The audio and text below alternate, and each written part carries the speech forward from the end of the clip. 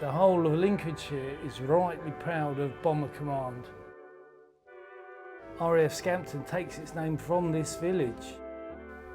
Our church has got 2 stained glass windows commemorating 100 years of RAF Scampton. So you've got loads of memorabilia. The place is absolutely jam-packed full. Wow. A museum as much as a pub. Landlord Greg Alger has collected hundreds of pieces of history from the 617 Squadron, also known as the Dambusters. Why is it so important to you to preserve this heritage? Dad and Grandad fought in the Second World War. They're both in Bomber Command, both their crew. But Mr Alger fears that heritage is now about to be destroyed. If you lose that runway and you put containers on it, that's like putting containers on Wembley Stadium. You just wouldn't do it, would you? This is the runway he's referring to.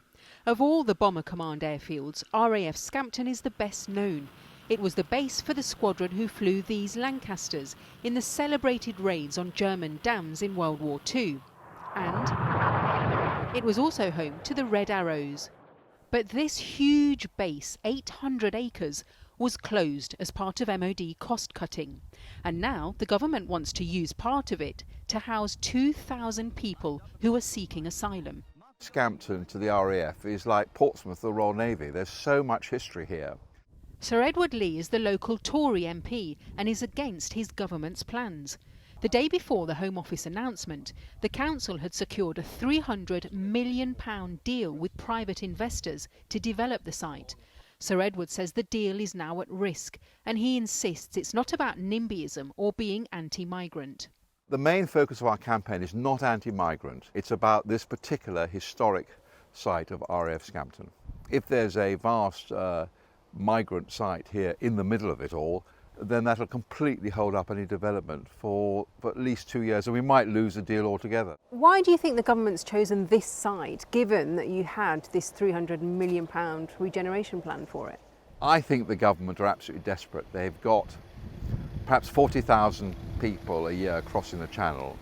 They're filling up every single hotel, and I think it's political, really. They want to show that they are determined and they've got these bases and they want to use them.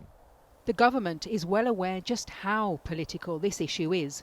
We're here at RAF Scampton, once home to the famous dambusters, where... Ministers recently denied that their rhetoric on migration and stopping the boats is feeding the far right. That the people of this nation are reduced.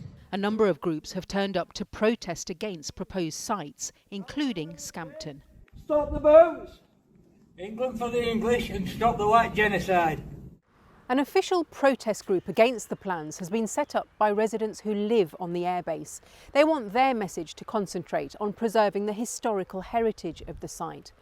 But they say that there are outsiders who want to exploit general concerns about asylum and immigration, including a number of far-right groups. We purposely used a roundel from World War II. Sarah Carter is an activist and campaigner for the residents group Save Our Scampton. We've kept our branding so you recognise that it is us and not a far-right group or any of the sort of The groups who are trying to... activists that are trying to jump on the bandwagon. Mrs Carter says they're a close-knit community.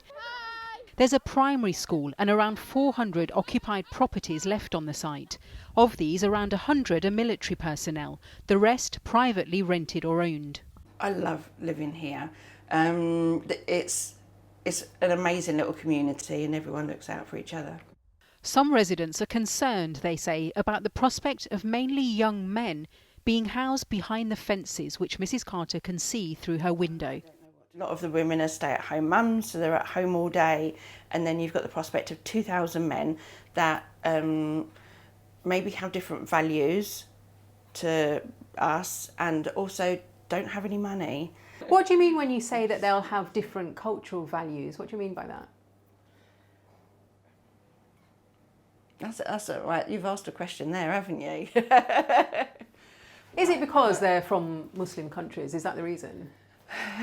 Yes, I think it is, and it's a case of, you know, they see that maybe women have a different role and are classed different in society there than they are here, with maybe the way they dress or the way they're treated. So, yeah, I think it is a concern. Mrs. Carter feels concerns are fuelled by the media, and so she's reached out to refugee groups to understand why the men are seeking asylum. Some groups have raised concerns about placing vulnerable men on such an isolated site. But Kevin Saunders says Scampton is ideal.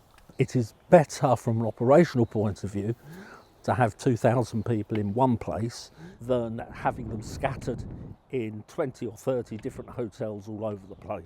Mr. Saunders used to be the chief immigration officer for Border Force in Calais.